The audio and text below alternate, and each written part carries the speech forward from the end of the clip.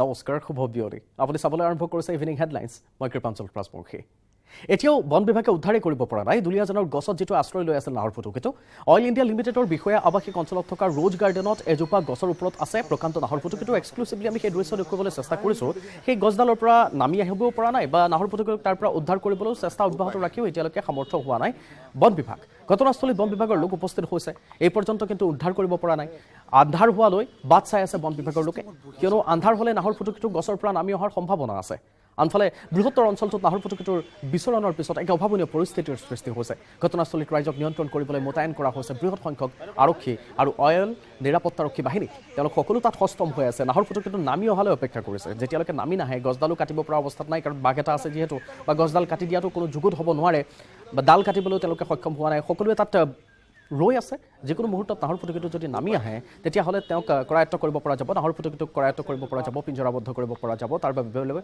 ব্যৱস্থা বুলি ইতিমধ্যে লৈছে সেই বিষয়টো সংক্ৰান্তত কি ভাষ্য আগবঢ়াইছে আমি কৰ্তৃপক্ষৰ সেই ভাষ্য শুনাবলৈ চেষ্টা কৰিম আজি ৰাতিপুৱা আমাৰ আৱাসিক এলেকাৰ ভিতৰতে এটা লিওপাৰ্ড ওলোৱা বুলি আমি খবৰ পাওঁ আৰু ইতিমধ্যে আমি ডিগবৈ ফৰেষ্ট অফিচত খবৰ দিয়া হৈছে তেওঁলোকৰ ডিএফঅ' ছাৰ তেওঁলোকৰ টীমসহ আহি আছে আৰু ইতিমধ্যে ইয়াত আমাৰ বাঘ চোৱাৰ বিভিন্ন পাব্লিক সমাগম হৈছিল কিন্তু ইতিমধ্যে আমি পাব্লিকৰ সুৰক্ষাৰ বাবে গোটেই এৰিয়াটো কৰ্ডন কৰি পেলাই পাব্লিকক ইয়াৰ পৰা আমি ছেফ পজিশ্যনলৈ আঁতৰাই দিয়া হৈছে আৰু আমাৰ চিকিউৰিটি ডিপাৰ্টমেণ্টে চাৰিওফালৰ পৰা গোটেই এৰিয়াটো আমি সুৰক্ষিতভাৱে ঘেৰাও কৰি ৰখা হৈছে কিন্তু এক্সাইটেড হৈছে বাঘটো চাবৰ কাৰণেহে বেছি দেখা গৈছে তেওঁলোকে ওচৰলৈ যাব বিচাৰিছে গতিকে আমি তেওঁলোকৰ সুৰক্ষাৰ বাবে কাৰণ বাঘৰ বনৰীয়া জন্তুৰ কথা কোনো একো হেৰিকো ক'ব নোৱাৰি গতিকে আমি যাতে কাৰো একো অনিষ্ট নহয় তাৰ বাবে আমি সাৱধানতা অৱলম্বন কৰি সকলোকে পাব্লিকক মানে যথেষ্ট মানে এৰিয়াৰ পৰা আমি স্থানৰ পৰা আঁতৰাই পঠিয়াইছে আৰু আনফালে যদি আমি দেখিবলৈ পাইছোঁ সেয়া নো এণ্ট্ৰি বেনাৰ লগাই থোৱা হৈছে যাৰ থ্ৰুদি মানুহ যাতে তাতে যাব নোৱাৰে প্ৰৱেশ কৰিব নোৱাৰে এতিয়া শেহতীয়া কি পৰিৱেশ হৈছে নাহৰকটীয়াৰ সেই দৃশ্য আমি শেহতীয়াকৈ চাবলৈ চেষ্টা কৰিম উৎপল চলিহা তাত আমাৰ আছে অহৰ্নিশে তেখেতে সেই খবৰ আমাক জনাই আহিবলৈ চেষ্টা কৰি আছে আমি উৎপল চলিহাৰ ওচৰলৈ যাম শেহতীয়া পৰিৱেশ চাম উৎপল আপোনাৰ ওচৰলৈ আহিছোঁ আতংকময় পৰিৱেশৰ সৃষ্টি কৰিছে দুলীয়াজনৰ যি ৰোজ গাৰ্ডেনৰ এলেকাত মই প্ৰতিফলন হৰিতম সামগ্ৰিক দৃশ্য দেখাবলৈ অনুৰোধ কৰিছোঁ এই যি ৰোজ গাৰ্ডেনৰ যি এলেকা এই এলেকাটোৰ ভিতৰৰ এজোপা আচলতে গছত এটা প্ৰকাণ্ড নাহৰ ফুটুকি বাঘ পুৱাৰে পৰা আচলতে গছজোপাৰ ওপৰত উঠি আছে আৰু সেই নাহৰ ফুটুকি চাবলৈ আচলতে অসংখ্য লোক আহি উপস্থিত হৈছে সেই ঘটনাস্থলী আৰু এটা কথা ক'ব লাগিব যে বৰ্তমানলৈকে নাহৰ ফুটুকি পিঞ্জৰাবদ্ধ কৰিবৰ কাৰণে বন বিভাগে কোনো ধৰণৰ ব্যৱস্থা গ্ৰহণ কৰা নাই যাৰ বাবে এক আতংকময় পৰিৱেশ সৃষ্টি হৈছে সমগ্ৰ অঞ্চলত আৰু এই ৰোজ গাৰ্ডেন এলেকাটো চাৰিওদিকে আচলতে জনবসতিপূৰ্ণ এটি এলেকা আৰু যদিহে নিশা সন্ধিয়া আচলতে নামি আহে সন্ধিয়া নামি অহাৰ লগে বাঘটো কেনেবাকৈ যদি নামি অহাৰ পিছত যদি কোনোবা লোকক আঘাতপ্ৰাপ্ত নকৰিব তাক নুই কৰিবলৈ মূলত স্থানীয় এজন যুৱক আছে কি ক'ব বন বিভাগ কেনেধৰণৰ ব্যৱস্থা আমি ৰাতিপুৱাৰ পৰা দেখি আছোঁ আমাৰ অইল হাউচিং এৰিয়া কলনীত ৰোজ গাৰ্ডেনৰ ওচৰত ৰাতিপুৱাৰ পৰা গছৰ ওপৰতে নাহৰ ফুটুকি বাঘটো ৰৈ আছে কিন্তু বন বিভাগৰ কৰ্মীসকলে আহি এতিয়ালৈকে একো কৰিব পৰা নাই কোনো ধৰণৰ ব্যৱস্থা ল'ব পৰা নাই আৰু যদিহে কেনেবাকে বাঘটো যদি নামি যায় তেনেহ'লে ইয়াত বহুত মানুহৰ আঘাতপ্ৰাপ্ত কৰিব পাৰে মানে সমস্যা বৰ ডাঙৰ বাঢ়ি যাব পাৰে তাৰ কাৰণে আমি যেতিয়া বন বিভাগৰ লগত কথা পাতিলোঁ যে আপোনালোকে কি ব্যৱস্থা লৈছে তেওঁলোকে আমাকে সুধিছে আমি কেনেকুৱা কি কৰিম বুলি কৈ দিছে তো সেয়ে তো আমি মানে এতিয়াও দাবী জনাইছোঁ যে বাঘটোক কৰায়ত্ব কৰিব লাগে অন্যথা মানে ইয়াত পৰিৱেশটো বৰ বেয়া হ'ব হয় এটা কথা ক'ব লাগিব যদিহে বাঘটো যদি পিঞ্জৰাবদ্ধ কৰা ব্যৱস্থা নকৰে বা টেংগুলাইজ কৰা ব্যৱস্থা গ্ৰহণ নকৰে তেন্তে সন্ধিয়া নামি অহাৰ লগে লগে বাঘটোৱে যে ওচৰ পাজৰ অঞ্চলৰ যি লোকৰ আঘাতপ্ৰাপ্ত যে নকৰিব তাক নুই কৰিব নোৱাৰি আৰু বন বিভাগে সমগ্ৰ বিষয়টো আচলতে গুৰুত্ব সহকাৰে লৈ বাঘটো পিঞ্জৰাবদ্ধ কৰিবলৈ স্থানীয় ৰাইজে দাবী উত্থাপন কৰিছে মহানগৰীত পুনৰ 8 কোটি টকাৰ ড্ৰাগছ জব্দ হৈছে আৰক্ষীয়ে গ্ৰেপ্তাৰ কৰিছে 4 সৰবৰাহকাৰীক লগতে ড্ৰাগছৰ লগতে জব্দ হৈছে ড্ৰাগছ তৈয়াৰ কৰা কেঁচা সামগ্ৰী গড়চুক আৰক্ষীয়ে লখৰাৰ পৰা খেদি গ্ৰেপ্তাৰ কৰিছে আজাৰাৰ পৰা জব্দ কৰা হৈছে ড্ৰাগছখিনি গ্ৰেপ্তাৰ কৰা 4 সৰবৰাহকাৰী স্বামী স্ত্ৰী আৰু ভাতৃ ভগ্নী বুলি জানিব পৰা গৈছে গোটেইটো পৰিয়াল এই ড্ৰাগছৰ সৈতে জড়িত হৈ আছিল গ্ৰেপ্তাৰ কৰা হৈছে ইম্ফলৰ দীপক সিং আৰু পত্নীক গ্ৰেপ্তাৰ কৰা হৈছে মেঘালয়ৰ 2 ভাতৃ ভগ্নীক জব্দ কৰা ড্ৰাগছখিনিৰ ওজন 1 কেজি 140 গ্ৰাম জব্দ হৈছে ML04D2599 নম্বৰৰ অল্টো বাহনখন। এই বাহনখনতে তেওঁলোকে ড্ৰাগছসমূহ সৰবৰাহ কৰিবলৈ চেষ্টা কৰিছিল। ইতিমধ্যে দেখিবলৈ পোৱা গৈছে প্ৰাইভেট গাড়ী এখন তেওঁলোকে তাৰ পৰা চলাচল কৰিবলৈ চেষ্টা কৰিছিল। মেঘালয়ৰ এখন প্ৰাইভেট গাড়ী মহানগৰীত এই 8 কোটি টকাৰ ড্ৰাগছ জব্দ হোৱাৰ আমি দৃশ্য দেখুৱাবলৈ চেষ্টা কৰিছোঁ। এনেকৈ বাকচ কৰি তাতে ভৰাই অনা হৈছিল এই 8 কোটি টকাৰ ড্ৰাগছসমূহ, য'ত ইতিমধ্যে স্বামী স্ত্ৰী ভাতৃ ভগ্নী সকলো জড়িত হৈ আছে। 4 সৰবৰাহকাৰীক ইতিমধ্যে গ্ৰেপ্তাৰ কৰা হৈছে। গড়চুক আৰক্ষীয়ে লখৰাৰ পৰা খেদি গ্ৰেপ্তাৰ কৰা বুলি জানিব পৰা গৈছে। তেওঁলোকে গোপন সূত্ৰৰ কম খেদি তেওঁলোকে গম পাইছিল যে এইকেইজনে ড্ৰাগছ আনিছিল, তাৰ পাছত পলায়ন কৰিবলৈ চেষ্টা কৰিছিল আৰক্ষীক দেখি, আৰু খেদি ধৰিব লগা হৈছে। আজাৰাৰ পৰা জব্দ কৰা হৈছে এই ড্ৰাগছখিনি, আজাৰালৈকে খেদি যাব লগা হৈছে। আৰু 4 সৰবৰাহকাৰী যি স্বামী স্ত্ৰী ভাতৃ ভগ্নী, তেওঁলোক গ্ৰেপ্তাৰ কৰাৰ সকল ইম্ফলৰ দীপক সিং আৰু পত্নীক ইতিমধ্যে গ্ৰেপ্তাৰ কৰাৰ খবৰ আহিছে। আৰু আন ভাতৃ ভগ্নী দুগৰাকী মেঘালয়ৰ, ইম্ফল আৰু মেঘালয়, তাৰ পৰা তেওঁলোকে এনেকৈ ড্ৰাগছ সৰবৰাহ কৰাত জড়িত হৈ আছিল। 1 কেজি 140 গ্ৰাম হ'ব এই গোটেইখিনি ড্ৰাগছ। আৰু বাহনখনৰ আকৌ এবাৰ নম্বৰটো জনাইছোঁ, যিখন বাহন ইতিমধ্যে জব্দ কৰা হৈছে ML04D2599। আমি বিষয়টো সংক্ৰান্তত থকা ভাষ্য শুনাই ল'ব বিচাৰিম। আচলতে কালি আমাৰ এটা চিক্ৰেট ইনফৰ্মেশ্যন আছিলে। সেইমতে গড়চুক থানাৰ ষ্টাফে গৈ আপোনাৰ গড়চুকত এখন গাড়ীত কিছু সংখ্যক NDPS ছাবষ্টেঞ্চেছ আনি থকা বুলি আমি গম পাইছিলোঁ। সেইমতে আমি ইণ্টাৰচেপ্ট কৰিবলৈ গড়চুকত চেষ্টা কৰিছিলোঁ। তথাপিও গাড়ীখন ওলাই যাবলৈ সক্ষম হৈছিল, কিন্তু আমি সেই চ'ৰ্চৰ ইনপুটতে খেদি গৈ গাড়ীখন শেষত গৈ নিউ এয়াৰপৰ্ট ৰোড আজাৰাত আমি পালোঁ। আৰু তাতেই এটা ভাড়াঘৰত চাৰ্চ কৰি আমি কিছু সংখ্যক 19 পেকেট চাবোন কেছ, যিটো কয় চফ্ট কেছ, আৰু কিছু suspected to be brown sugar আমি উদ্ধাৰ কৰিবলৈ সক্ষম হ'লোঁ। আৰু 4জন মানুহ আমি ইতিমধ্যে কৰায়ত্ব কৰিছোঁ। ইয়াৰে 2জন হৈছে আপোনাৰ মেঘালয় জয়ন্তীয়া হিলছৰ আৰু 2জন মণিপুৰৰ। এদিনৰ বাবে নলবাৰী হ'ল মিনি দিছপুৰ। মন্ত্ৰী বিধায়কৰে ভৰিল নলবাৰীৰ বৰ আজৰা গাঁওখন। বিজেপিৰ সাংগঠনিক সাধাৰণ সম্পাদক ফণীন্দ্ৰনাথ শৰ্মাৰ ঘৰত উপস্থিত হৈছে অধিকাংশ মন্ত্ৰী বিধায়ক। ফণীন্দ্ৰনাথ শৰ্মাৰ ঘৰত অনুষ্ঠিত মনসা পূজাত ভাগ ল'বলৈ হেতা ওপৰা কৰিছে মন্ত্ৰী বিধায়ককে ধৰি নেতা পালি নেতা সকলোৱে। আৰু এই পূজাৰ দিনটোতে আহি ভিৰ কৰিছে মন্ত্ৰী বিধায়ক সাংসদ, আনকি খুদ ৰাজ্যৰ মুখ্যমন্ত্ৰীলৈকে। হেতা ওপৰা লগাই বিজেপিৰ নেতা পালি নেতাই মন্ত্ৰী অজন্তা নেওগ, বিধানসভাৰ অধ্যক্ষ বিশ্বজিৎ দৈমাৰী, বিধায়ক ৰমাকান্ত দেউৰী, শিক্ষামন্ত্ৰী ডাঃ ৰণোজ পেগু, বিজেপিৰ নেত্ৰী আঙুৰ লতাকে ধৰি বহু নেতা মন্ত্ৰী তাত দেখিবলৈ পোৱা গৈছে। তেওঁলোকে তাতকৈ উপস্থিত হৈছেগৈ ফণীন্দ্ৰ শৰ্মাৰ ঘৰত। মুখ্যমন্ত্ৰী হিমন্ত বিশ্ব শৰ্মায়ো ভাগ ল'ব কিছু সময়ৰ পাছত ফণীন্দ্ৰনাথ শৰ্মাৰ ঘৰত অনুষ্ঠিত এই মনসা পূজাত। আমি দৃশ্য দেখুৱাবলৈ চেষ্টা কৰিছোঁ, আৰু যিসকল তাত উপস্থিত হৈছে তেওঁলোকে কি ভাষ্য আগবঢ়াইছে আমি দেখুৱাবলৈ চেষ্টা কৰিম। এয়া ৰমাকান্ত দেউৰী, বিধায়ক ৰমাকান্ত দেউৰীক দেখিবলৈ পোৱা গৈছে, আঙুলতা ডেকাক দেখিবলৈ পোৱা গৈছে। সকলো মন্ত্ৰী বিধায়ক তাত উপস্থিত হৈছে। মনসা পূজাখনত সকলোৱে ভাগ লৈছে। মুখ্যমন্ত্ৰীও ভাগ লোৱাৰ কথা আমি কি কয় তেওঁলোকে শুনাবলৈ চেষ্টা কৰিম এই মুহূৰ্তত। মা মনসা ষ্টেচনত প্ৰণিপাত জনাবলৈ আহিছোঁ। আৰু এটা খুব ভাল লাগে যে ইয়াতে অসমৰ হওক বা বাহিৰৰ পৰা হওক বিভিন্ন লোকসকল ইয়াতে আহে, আৰু কেৱল পাৰ্টিৰে তেনেকুৱা নহয়, বিভিন্ন ধৰণৰ লোকসকল আহে ইয়াতে। গতিকে এটা ধুনীয়া পৰিৱেশ এটা। গতিকে মা মনসাই সকলোকে আশীৰ্বাদ কৰক, আগৰ যাতে আমি ভৱিষ্যত দিনটো শক্তিশালী কৰিবৰ কাৰণে সকলোৱে যাতে মন বান্ধি কাম কৰিব পাৰোঁ। হয়, তেখেতৰ সকলো বন্ধু বান্ধৱ আছে। তেওঁ যিহেতু সমাজ জীৱনত কাম কৰি আহিছে, আৰু গোটেই সম্পূৰ্ণ ব্যক্তিগত জীৱন তেওঁ ত্যাগ কৰি ফালে ৰাজহুৱা জীৱন কৰিছে। গতিকে ৰাজহুৱা মানুহৰ ওচৰত সকলো ৰাইজে আহিবই। এই পূজাভাগ কেৱল আমাৰ পৰিয়ালৰ মাজতে আজিৰ তাৰিখত সীমাবদ্ধ হৈ থকা নাই। আজি কেইবাবছৰ ধৰি গমেই পাইছে যে অসমৰ বিভিন্ন ঠাইৰ পৰা মানুহ আহি ইয়াত মাৰ আশীৰ্বাদ লয়, আৰু আমাৰ কাৰণে সেইটোৱে আনন্দৰ কথা, সেইটো সৌভাগ্যৰ কথা। এইবাৰ নাগালেণ্ড, মেঘালয়, ত্ৰিপুৰা এই আটাইকেইখন ৰাজ্যৰ নিৰ্বাচনক লৈ ব্যস্ত হৈ আছে। তেখেতেও ইচ্ছা ব্যক্ত কৰি ৰাখিছে, বাকী সময়ত ঠিক কৰিব কেতিয়া আহে কি কৰে। যোৰহাটৰ পুলিপুৰত গুৰ কঢ়িয়াই অনা ট্ৰাক দুৰ্ঘটনাগ্ৰস্ত হৈছে। 37 নং ৰাষ্ট্ৰীয় ঘাইপথত দুৰ্ঘটনাত পতিত হৈছে ট্ৰাকখন। একাংশ লোকে দুৰ্ঘটনাগ্ৰস্ত ট্ৰাকৰ পৰা গুৰ লৈ গৈছে। আৰক্ষী উপস্থিত হোৱাৰ পূৰ্বে বৃহৎ পৰিমাণৰ গুৰ লৈ উঠাও হৈছে একাংশ। ট্ৰাকখনৰ পৰা গুৰ চুৰি কৰিবলৈ গাড়ীও লৈ আহিছে একাংশই। দিন দুপৰতে এই কাণ্ড কৰাৰ অভিযোগ ভুক্তভোগী ব্যৱসায়ীৰ। ধান চুৰিৰ অভিযোগত যুৱতীক জেলত ভৰোৱা আৰক্ষীয়ে এইসকল লোকৰ বিৰুদ্ধে কিবা ব্যৱস্থা ল'বনে, সেয়া এটা ডাঙৰ প্ৰশ্ন উত্থাপিত হৈছে এই মুহূৰ্তত। আমি সচৰাচৰ এনেসমূহ দৃশ্য দেখিবলৈ পাওঁ, যেতিয়া দুৰ্ঘটনাগ্ৰস্ত হয় কিবা এখন বাহন, সেই বাহনখনত যিসমূহ বস্তু কঢ়িয়াই লৈ অহা হয় সেইসমূহ স্থানীয় লোকসকলে বেছিভাগেই সেইসমূহ তাৰ পৰা লৈ যোৱাৰ চেষ্টা কৰে, সেইসমূহ লৈ পলায়ন কৰিবলৈ চেষ্টা কৰে। আৰু তাৰ ব্যতিক্ৰম নহ'ল যোৰহাটৰ পুলিপুৰত এই দুৰ্ঘটনাগ্ৰস্ত হোৱা বাহনখনৰ ক্ষেত্ৰত।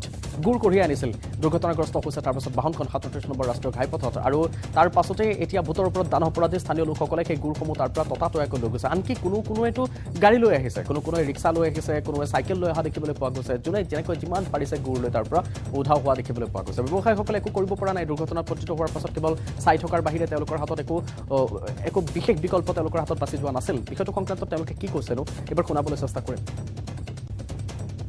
ড্ৰাইভাৰে কৰিছে এইটো মোৰ মিষ্টেক নহয় কোন জেগাত মই যোৱাটো আছে গাড়ীখন ক'ৰ পৰা আহিছিলে বাৰু গাড়ীখন হেৰি পৰা আহিছিলে ষ্টেচনৰ পৰা আহিছিলে আপোনাৰ গুদামাছত যোৰহাটত না ইফালে ঘূৰি ইফালে গুচি গ'লেহেঁতেন অলপ আগত আছে নাই ষ্টেচনটোতো যোৰহাটতে আছে নহয় মানে অলপ এইটো বাইপাছৰ ওচৰত এতিয়া আপোনাৰ ইয়াৰ পৰা কোনো ওচৰ চুবুৰীয়া লৈ গ'ল নেকি নিলে বহুত নিলে গম পাই এই আনুমানিক ক'ব নোৱাৰিমগৈ কিন্তু নিছে আধা মানেই লৈ গুচি গ'ল মানে আপোনাৰ বহুত ক্ষতি হৈছে বহুত হৈছে সংসূত্ৰ নাই শান্তি আলোচনাৰ বাবে ম্যানমাৰৰ জংঘলৰ পৰা ওলাই অহা KLO নেতৃত্বৰ সশস্ত্ৰ সংগঠনটোৰ সভাপতি জীৱন সিংহৰ নেতৃত্বত ভাৰতত পদাৰ্পণ কৰা 10-12জনীয়া দলটোৰ কোনো খা খবৰ নাই অনিশ্চয়তাৰ মাজত দিন অতিবাহিত কৰিছে KLO নেতা জোন কোচৰ বঙাইগাঁৱত থকা পৰিয়ালবৰ্গই জোন কোচৰ কণ দুটি ল'ৰা ছোৱালী পত্নী তথা পিতৃ মাতৃৰ চকুত এতিয়া চকুলো কেন্দ্ৰীয় চৰকাৰৰ লগত শান্তি আলোচনা কৰি উভতি অহাৰ আশাত এতিয়া অপেক্ষাৰত পৰিয়ালবৰ্গ জয়প্ৰকাশ বৰ্মন ওৰফে জোন কোচক ঘূৰাই আনিবলৈ তথা তেওঁৰ খবৰ দিবলৈ চৰকাৰক আহ্বান জনাইছে পৰিয়ালে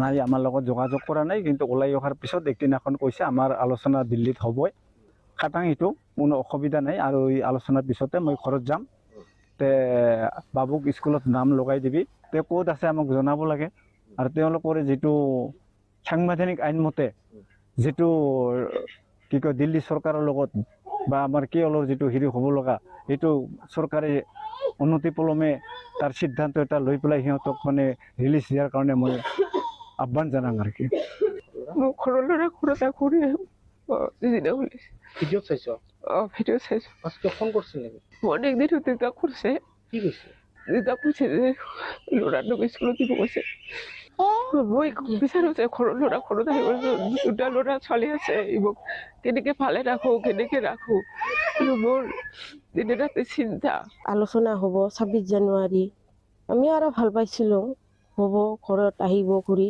এলা ক'বা কৈছোঁ ক'ত আছে কি নাই আমাক লাগে ওলান এলা যাতে আহে ঘৰত ভালে ভালে ৰঞ্জিত বৰা হত্যাকাণ্ডৰ মাষ্টাৰ মাইণ্ডৰ আত্মহত্যাৰ চেষ্টা থানাৰ লকআপত আত্মহত্যাৰ চেষ্টা কৰিছে অভিযুক্তই বাথৰুমত আত্মহত্যাৰ চেষ্টা কৰিছে আছামীৰ শ্বাহ আলম তালুকদাৰে হাত কাটি নিজকে হত্যাৰ চেষ্টা কৰিছে শ্বাহ আলমে ৰক্তাক্ত অৱস্থাত উদ্ধাৰ হৈছে শ্বাহ আলম ৰঞ্জিত বৰাৰ হত্যাকাণ্ডৰ হত্যাত অভিযুক্ত আছিল শ্বাহ আলম আৰক্ষীৰ জিম্মাত থকা সময়তে ঘটিছে এইটো ভয়ংকৰ ঘটনা হাস্পতালত চিকিৎসা প্ৰদান কৰি লৈ অনা হ'ল থানালৈ আদালতত হাজিৰ কৰাই 5 দিনৰ জিম্মাত লৈছিল আৰক্ষীয়ে এতিয়া সংকটমুক্ত মূল অভিযুক্ত শ্বাহ আলম তালুকদাৰ বুলি জানিব পৰা গৈছে কিন্তু ডাঙৰ কথা ৰঞ্জিত বৰা হত্যাকাণ্ডৰ যিগৰাকী মাষ্টাৰ মাইণ্ড তেখেতে আত্মহত্যা কৰিছে থানাৰ লকআপত থাকি আত্মহত্যা কৰিছে অভিযুক্তগৰাকীয়ে আৰু আত্মহত্যাৰ চেষ্টা চলাইছে বাথৰুমত আত্মহত্যাৰ চেষ্টা চলাইছে আছামী শ্বাহ আলম তালুকদাৰ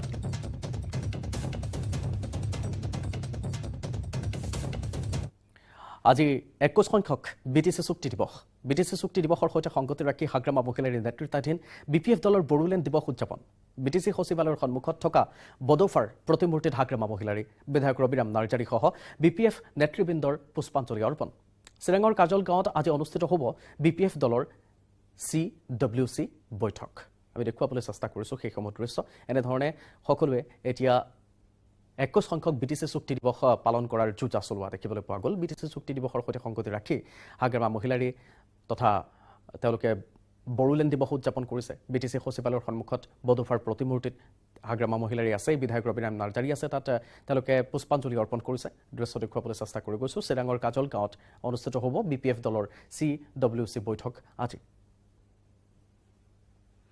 প্ৰমোদৰ দিনৰ সেই 3 বছৰৰ যিটো অডিট এতিয়াহে কৰিব যেতিয়া অডিট হ'ব সি তেতিয়া গম পাব অডিটটো কি সি ফটকট কেনেকৈ পইচা মিছইউজ কৰিছে সেইটো চব ধৰা খাব সি এতিয়া চব ধৰা খাব প্ৰমোদে পইচা ব্যৱহাৰ কৰাটো তাৰটো ছিষ্টেমেটিক হোৱা নাই মই জানাত অততে এই কোম্পানীটো কিয় আনিছিলে মাহত এজনক 1 লাখ 1.5 লাখ চেলাৰী এই 1 লাখ 1.5 লাখ চেলাৰী কেনেকৈ দিছে কোনটো ফাণ্ডটো ব্যৱহাৰ কৰিছে আৰু দিল্লীত ক'ত কি প্ৰগ্ৰাম কৰিছে এইবিলাক নাই প্ৰগ্ৰামবিলাক কৰক আমাৰ ক'ব লগা নাই কিন্তু পইচাটো এনেকুৱা চিষ্টেমেটিক হোৱা নাই যেন আমি লাগি আছে।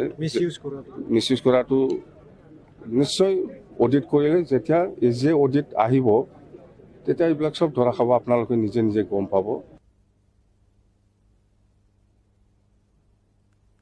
প্ৰমোদ বড়োক কটাক্ষ কৰিছে হাগ্ৰামা মহিলাৰীয়ে। দুৰ্নীতিৰ অভিযোগ সন্দৰ্ভত হাগ্ৰামাই প্ৰতিক্ৰিয়া ব্যক্ত কৰিছে। বেপাৰী মানুহৰ অডিট কোনোবাই মানিব নেকি? 2024 কোকৰাঝাৰ ওদালগুৰিত প্ৰাৰ্থী দিব BPF-এ। প্ৰমোদ বড়োৱে ধনৰ অপব্যৱহাৰ কৰিছে। BTR-ত উচ্ছেদ সন্দৰ্ভতো প্ৰমোদ বড়োৰ হাত আছে। গহপুৰলৈ BTR-ৰ সীমা সম্প্ৰসাৰণক আদৰণি জনাইছে হাগ্ৰামাই। ব্যক্তিগতভাৱে হিমন্ত বিশ্ব শৰ্মাৰ লগত মোৰ সম্পৰ্ক ভাল। ৰাজনীতিত ষ্টেবিলিটি নাথাকে যদিও মই বিজেপিলৈ নাযাওঁ, এনেকৈ মন্তব্য কৰিছে। আৰু কেইবাটাও হাগ্ৰামা মহিলাৰীয়ে শুনাম। দিনৰ সেই 3 বছৰৰ যিটো অডিট এতিয়াহে কৰিব। যেতিয়া অডিট হ'ব সি তেতিয়া গম পাব অডিটটো কি, সি ক'ত কেনেকৈ পইচা মিছইউজ কৰিছে সেইটো চব ধৰা খাব। সি এতিয়া চব ধৰা খাব। প্ৰমোদে পইচা ব্যৱহাৰ কৰাটো তাৰতো ছিষ্টেমেটিক হোৱা নাই মই জানাত। অন্ততে এই কোম্পানীটো কিয় আনিছিলে, মাহত এজনক 1 লাখ 1.5 লাখ চেলাৰী, এই 1 লাখ 1.5 লাখ চেলাৰী কেনেকৈ দিছে, কোনটো ফাণ্ডটো ব্যৱহাৰ কৰিছে, আৰু দিল্লীত ক'ত কি প্ৰগ্ৰাম কৰিছে এইবিলাক নাই। প্ৰগ্ৰামবিলাক কৰক, আমাৰ ক'ব লগা নাই, কিন্তু পইচাটো এনেকুৱা চিষ্টেমেটিক হোৱা নাই যেন আমি লাগি আছে। মিছইউজ কৰাটো নিশ্চয় অডিট কৰিলে যেতিয়া এজিয়ে অডিট আহিব তেতিয়া এইবিলাক চব ধৰা খাব, আপোনালোকে নিজে নিজে গম পাব। জাগিৰোডৰ কাগজ কলত গুলীচালনা। শূন্যলৈ লক্ষ্য কৰি সুৰক্ষা কৰ্মীয়ে গুলী চলাব লগা হৈছে। কাগজ কলত দিন দুপৰতে চোৰে উপদ্ৰৱ চলায়। আটক হৈছে চলেমান আলী আৰু মহিবুৰ ৰহমান। দুয়োটা চোৰ জাগিৰোডৰ ঘুনুচা হাবিত ঘৰ দুয়োটাৰে কলটোৰ সামগ্ৰী চুৰি কৰিবলৈ প্ৰৱেশ কৰিছিল 2 চোৰে। জাগিৰোড আৰক্ষীক চমজাই দিছে আটকাধীন চোৰ দুটাক। আৰু এই ঘটনা এদিনৰ ঘটনা নহয়, প্ৰায়ে চোৰে বিনা দ্বিধাই এনেকৈ সোমাই তাৰ পৰা সামগ্ৰী লৈ উধাও হয়। এইবাৰ সুৰক্ষা কৰ্মীয়ে নিজেই গুলী ফুটাই এওঁলোকক ধৰাৰ বাবে ব্যৱস্থা কৰি দিয়ে, কৰায়ত্ব কৰাৰ বাবে ব্যৱস্থা কৰি দিয়ে আৰু তাৰ পাছত আৰক্ষীক গতাই দিয়ে। আৰক্ষীক মাতি আনি জাগিৰোডৰ ঘুনুচা হাবিত ঘৰ 2 গৰাকীৰ বুলি জানিব পৰা গৈছে।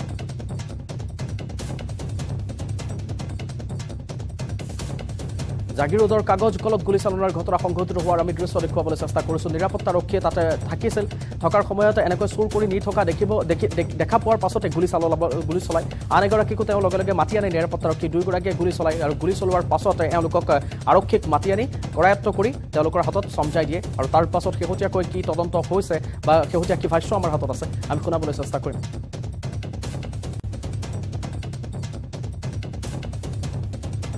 মই আগতে আহি আছিলে, তাৰপিছত মই তেওঁলোকক অভাৰটেক কৰিলোঁ। অভাৰটেক কৰি আহিছোঁ, তেওঁলোকে চাই আছোঁ যে তেওঁলোকে টমটমখন শ্ল' কৰি আহি আছে। সেইখিনি ৰখিব বিচাৰিছে। তাৰপিছত মই গ্লাছত চাই আহি আছোঁ, টমটমখন তাতে ৰখি তেওঁলোকে 2জন মানে ৱাল পাৰ হৈ ভিতৰত সোমাই গ'ল। ভিতৰত সোমাতটো আৰু সন্দেহ হ'ল চোৰে হয় ডাইৰেক্ট, কিন্তু মই অকলে আছোঁ। তাৰপিছত মই আহিলোঁ, ইয়াত মেইন গেটত আহিলোঁ। ইয়াৰ পৰা এজন গানমেন ল'লোঁ। গানমেনজন লৈ মই তাতে সেই জেগাডোখৰত টমটমখন ৰাখি মই সিহঁতক ৱাল পাৰ হৈ মই চাব গ'লোঁ কি কৰি আছে সিহঁতে। তাৰপিছত চাইছোঁ যে সিহঁতে প্লেট এখন দাঙি পেলাই সিফালৰ পৰা আহি আছে। তেনেকুৱাতে এওঁকো ক'লোঁ, এওঁ এটা ব্লেংক ফায়াৰ কৰিলে। ব্লেংক ফায়াৰটো কৰোঁতে তেওঁলোকে ৰখি গ'ল। ৰখাৰ পিছত আমি তেওঁলোকক হাতে লোটে ধৰি পেলাই আমি ইয়াৰ মেইন গেটলৈ আনি পুলিচক চমজাই দিলোঁ। কামৰূপৰ দদৰাত বস্তাই বস্তাই উদ্ধাৰ হৈছে চোৰাং চাউল। এখন ট্ৰাকৰ পৰা 250টা চোৰাং চাউলৰ বস্তা উদ্ধাৰ হৈছে। নলবাৰীৰ মোকালমোৱাৰ পৰা খানাপাৰালৈ গৈ আছিল এই ট্ৰাকখন। মোকালমোৱা আলি উপাধিৰ এজন লোকৰ নেতৃত্বত বগা চাউলৰ ৰমৰমীয়া কোলা বেহা চলাৰ অভিযোগ উঠিছে। জব্দকৃত ট্ৰাকখনৰ নম্বৰ জনাবলৈ চেষ্টা কৰিছোঁ এই মুহূৰ্তত AS27C7034। আমি একবাৰ জনাবলৈ লৈছোঁ, কামৰূপৰ দদৰাত এনেকৈ বস্তাই বস্তাই চোৰাং চাউল উদ্ধাৰ হৈছে। এখন ট্ৰাকৰ পৰা 250টা চোৰাং চাউলৰ বস্তা উদ্ধাৰ হৈছে। নলবাৰীৰ মোকালমোৱাৰ পৰা খানাপাৰালৈ গৈ আছিল এই ট্ৰাকখন। মোকালমোৱাৰ কোনোবা এগৰাকী আলি উপাধিৰ লোকে এনেধৰণে বগা চাউলৰ ৰমৰমীয়া বেহা চলাই থকাৰ অভিযোগ উঠিছে। ট্ৰাকখনৰ নম্বৰ AS27C7034। ড্ৰাইভাৰো আমাৰ লগতে আছে, এতিয়া তেওঁক এৰেষ্ট কৰা হৈছে। লগতে আমি গোটেইখিনি ভেৰিফিকেশ্যন গোটেই যিমান ডাইৰেকশ্যন আছে গোটেইখিনি ভেৰিফিকেশ্যন কৰি আছোঁ এতিয়া বৰ্তমান, আৰু ইনভেষ্টিগেশ্যন হ'ব। তো সেই বিষয়ত আৰু পিছলৈ গম পাব আৰু কি হয়। এতিয়া আমাৰ বৰ্তমান আমি কৰিবলৈ প্ৰচেছ কৰি আছোঁ। আলফাত নহয়, ভাৰতীয় সেনা বাহিনীতহে কাম কৰাৰ মন আছিল সংঘৰ্ষত নিহত আলফাৰ লেফটেনেণ্ট উদয় অসম ওৰফে উত্তম লাহনৰ। 1 লাখ টকা ঘোষ দি চাকৰিৰ পৰা বঞ্চিত হৈছিল উদয় অসম। দুবাৰকৈ অসম আৰক্ষীৰ তাৰ পাছত ভাৰতীয় সেনা বাহিনীত চাকৰি বিচাৰি সাক্ষাৎকাৰ দিছিল যদিও চাকৰি পোৱা নাছিল উদয়ে। এইপিনে আত্মীয় গোটৰ পৰা ঋণ লৈ ঘোষ দিয়া টকা ঘূৰাই নোপোৱাত উপায়হীন উদয়ে যোগদান কৰিছিল আলফাত। বিস্ফোৰক অভিযোগ নিহত আলফা কেডাৰ উদয় অসমৰ জ্যেষ্ঠ ভাতৃৰ। তিনিচুকীয়াত আৰক্ষীৰে হোৱা সংঘৰ্ষত নিহত হৈছিল উদয় অসম ওৰফে উত্তম লাহন। আজি পুৱা সোণাৰীৰ জবকা গাঁৱৰ পৰিয়ালক চমজাই দিয়া হয় উদয়ৰ মৃতদেহ। তিনিচুকীয়াৰ পৰা আৰক্ষীৰ বিশাল কনভয়েৰে উদয়ৰ মৃতদেহ গাঁৱৰ ঘৰলৈ অনাৰ পিছতে ভিৰ কৰিছে স্থানীয় ৰাইজে। উল্লেখ কৰি থ'ব লাগিব 2012 চনতে ঘৰৰ পৰা ওলাই যোৱা ল'ৰাটোৰ নিথৰ দেহ প্ৰত্যক্ষ কৰি আৱেগিক হৈ পৰিল মাতৃ তথা পৰিয়ালৰ লোকৰ লগতে গাঁওবাসী। আৰু জ্যেষ্ঠ ভাতৃয়ে ক'লে আলফাত তেওঁ যোগদান কৰিব বিচৰাই নাছিল, ভাৰতীয় সেনা বাহিনীতহে যোগদান কৰাৰ মন আছিল আমাৰ উদয়ৰ। কিন্তু বাৰম্বাৰ তেখেতে এনেকৈ চেষ্টা কৰিও যেতিয়া নাপালে উপায়ন্তৰ হ'ল, ধাৰৰ টকা মাৰিব নোৱাৰা হ'ল আৰু আলফাত যোগদান কৰিলে।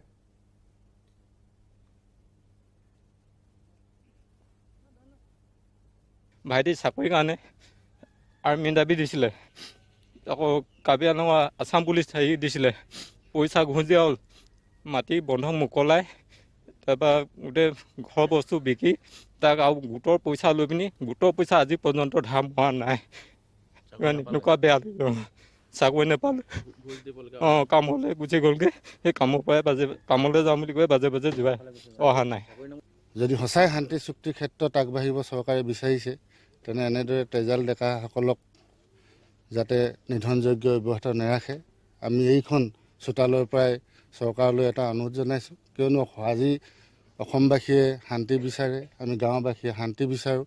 গতিকে শান্তিৰ স্বাৰ্থত এটা সুস্থ বাতাবৰণ সকলোৱে সৃষ্টি কৰক, তাকে আমি নেদেখাজনৰ শ্ৰীচৰণতো সেৱা ধৰিছোঁ ৰাইজে, আৰু অসমৰ মুখ্যমন্ত্ৰী মহোদয়কো আমি অনুৰোধ জনাইছোঁ।